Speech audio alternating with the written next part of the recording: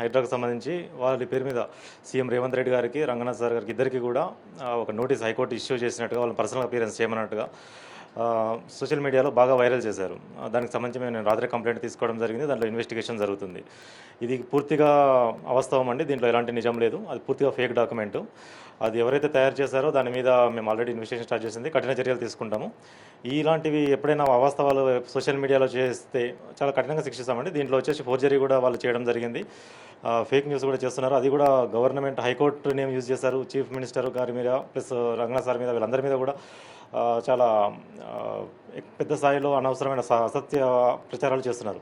కాబట్టి ఇది ఫోర్జరీ కూడా ఉంది. కాబట్టి దీంట్లో వాళ్ళు 100% ఎవరైతే ఉన్నారో వాళ్ళ కారకులు మేము ఖచ్చితంగా పట్టుకొని వాళ్ళను రిమైండ్ కూడా చేయడం జరుగుతుంది. ఎవరు కూడా ఇలాంటి విషయాలను నమ్మకండి. ముందు ఫార్వర్డ్ కూడా చేయకండి. ఫార్వర్డ్ చేసిన వాళ్ళు కూడా ఎవరైతే క్రియేట్ చేశారో వాళ్ళతో సమానంగా వాళ్ళ మీద కూడా శిక్ష ఉంటుంది. కాబట్టి ఎవరికైనా అలాంటి దృష్టికి వస్తే మీరు దాన్ని అక్కడికే ఆపేయండి, దాన్ని డిలీట్ చేయండి. ఎట్టి పరిస్థితుల్లో కూడా మళ్ళీ మీరు దాన్ని ఫర్దర్గా గ్రూప్స్లలో కానీ లేకుంటే మీ ఛానల్స్లో కానీ ఎప్పుడు కూడా షేర్ చేయకండి. ఇది పూర్తిగా అవాస్తవం అండి. ఇది ఫేక్ న్యూస్.